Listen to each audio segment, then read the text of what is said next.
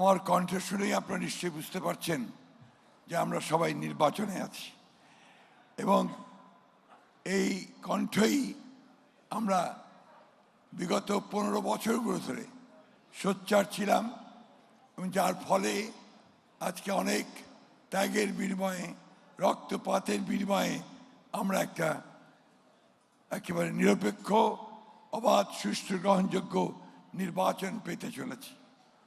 এই ত্যাগ আত্মত্যাগের বিনিময়ে আমরা আমাদের নেতা যারা তারেক রহমান সাহেবকে দেশে ফিরিয়ে আনতে সক্ষম হয়েছি এবং এই দুঃখের সঙ্গে আমি আবার শ্রদ্ধার সঙ্গে স্মরণ করতে চাই আমাদের নেত্রী, দেশের নেত্রী, গণতন্ত্রের মাতা, যিনি দীর্ঘ তার সারাটা জীবন ধরে গণতন্ত্রের জন্য সংগ্রাম করেছেন, আমাদের সেই মহিয়সী নেত্রী, দেশীয় নেত্রী বেগম খালেদা জিয়াকে।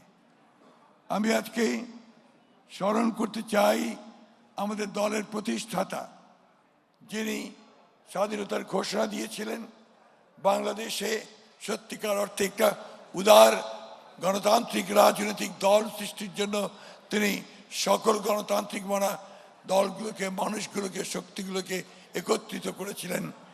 আজকে সেই দলের এক নতুন ইতিহাস, এক নতুন অধ্যায়।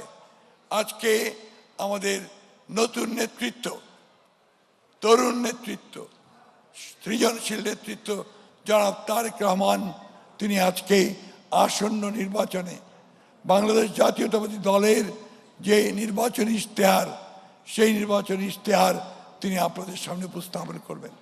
সমগ্র জাতি আজকে উন্মুখ হয়ে আছে যে এই নতুন নেতৃত্ব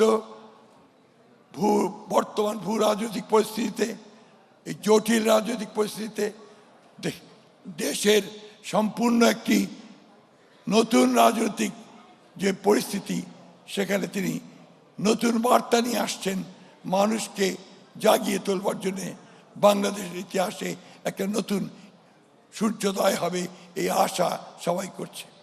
আমি আশা করব আমরা সবাই বাংলাদেশের মানুষকে আহ্বান জানাবো যে আসুন আমরা বাংলাদেশে আমাদের এই নেতৃত্বে নতুন এক ইতিহাস সংযোজন করি। সকলকে আন্তরিকভাবে ধন্যবাদ এবং কৃতজ্ঞতা জানাচ্ছি আজকে এখানে কষ্ট করে আসার জন্যে, এবং আমি আমাদের নেতাকেও কৃতজ্ঞতা জানাচ্ছি যে আজকে তিনি আমাদের সামনে, জাতির সামনে তার চিন্তা ভাবনাগুলো তুলে ধরবেন, কিভাবে তিনি রাজনৈতিক এবং অর্থনীতিকে সামনের দিকে এগিয়ে যাবেন।